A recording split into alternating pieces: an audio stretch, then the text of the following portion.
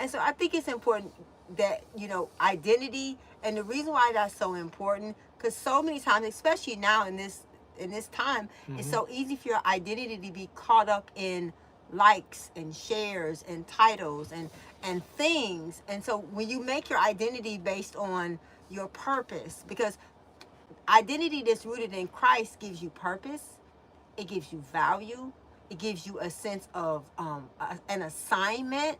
And so the reason why that's important, because if I have a sense of my assignment and my purpose and my value, then guess what I'm going to do with everybody else I come in contact with?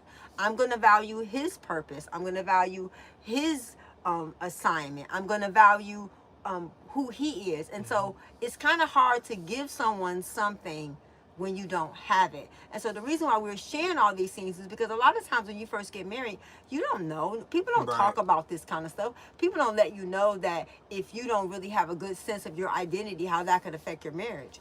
Why would you think it could? But it definitely can. And so it's just important that we understand. We're talking today about the framework of your relationship, which is trust, identity, and empathy. And that's what is going to bind it all together and keep it all together and keep it safe and keep it strong together. We talked a little bit last week about when it came to the pride. Pride is the essence of who you are as an individual and who you are. There's nothing wrong with having pride in your self-esteem and who you are as an individual.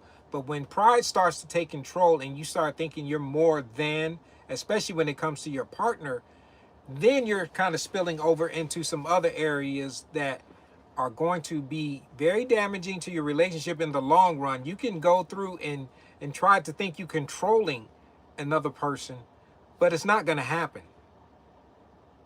Yeah. I think it's important. One of the things that we always say this in the comments, if you are bringing value and adding value to the community and to the people, because what we put in the comments says a lot about the condition of our heart. Yeah. So we want to make sure that we're adding value, that we're bringing to this community, because we're a community. You guys are our community, that we're adding things that are going to help and encourage one another, not to be divisive or not to be self-promoting.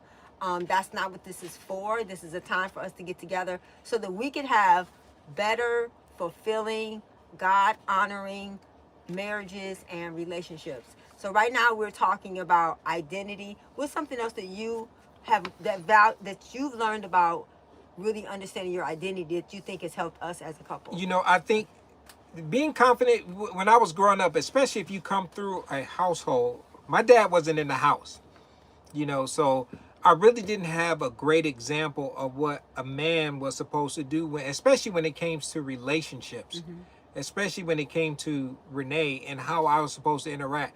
Now, on the outside, I had all these guys, whether it was uncles, guys that I knew from the neighborhood, guys that I knew from my schools, guys that I just seen from afar. Sometimes we're going to copy what we think is what being a man was all about. Right. I didn't have a solid identity in who I was in Christ until later in life. And that's when I think the light came on, or my eyes was really open about how I was not only supposed to treat Renee, but how I was supposed to look at myself.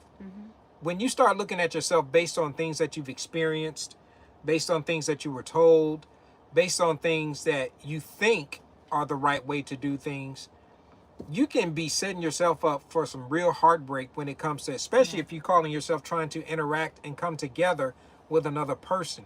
If that other person isn't under my control, then I was starting to question who I was as an individual. Well, Lord and behold, when God opened my eyes to what relationships were really all about and who she really was, that gave me the right in the comfort level in who I was as a man to say, you know what?